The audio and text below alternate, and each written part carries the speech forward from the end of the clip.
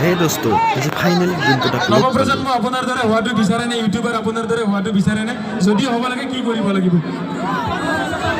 আই চাপ মোৰ বিশেষ তেনেকুৱা কোনো ইমান টেলেণ্ট নাই যে মই ইমান কিবা মই ভাল গান গাব পাৰোঁ নে কিবা কৰিব পাৰোঁ জাষ্ট মই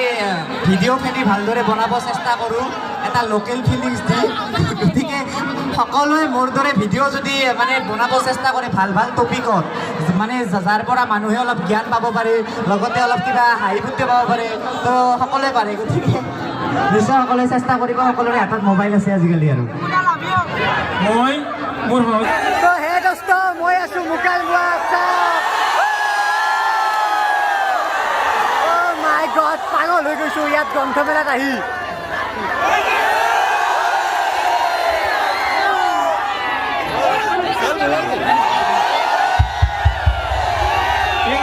আমি সাংস্কৃতিক মঞ্চ মুনে পাৰ্কত আহি ভিডিঅ' বনাই গৈছোঁ চাগে চাইছে বহুতে তো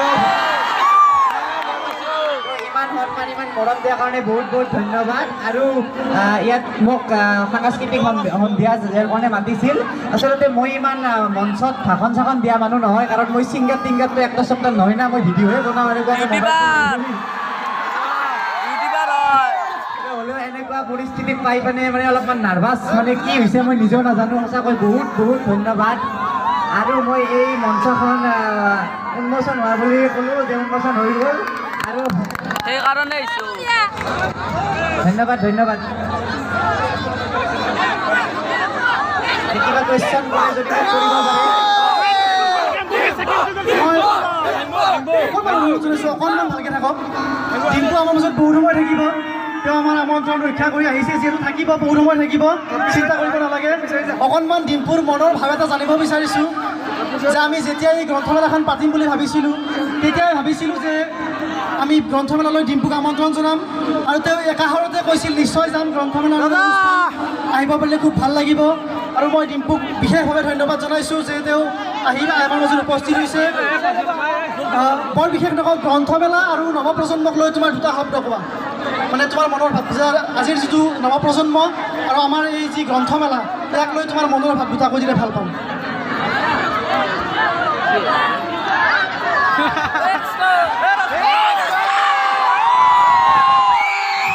আজিকালি পোৱালিটোকে জনা যায়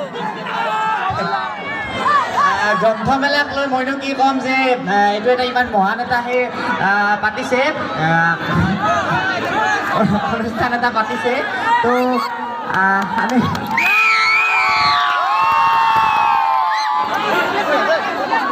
দাদা সেলফি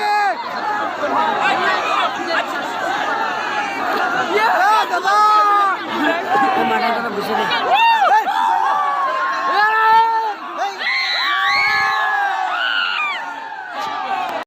প্ৰথমতে বহুত বহুত ধন্যবাদ প্লিজ বহি হওক মানে কেতিয়াও কল্পনা কৰা নাছিলোঁ যে মোৰ ইমান মানুহ আহিব বাপৰে বহুত বহুত ধন্যবাদ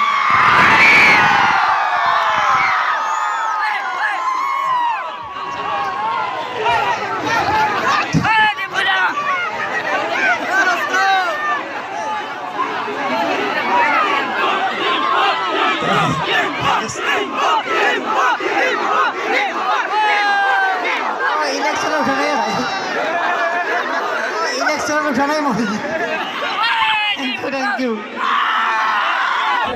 থেংক ইউ ভাই থেংক ইউ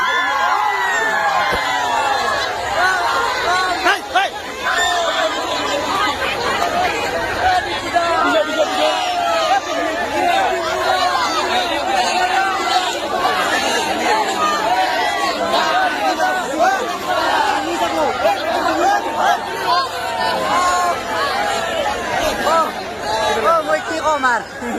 মই ইমান সন্মানৰ যোগ্য নহয় মই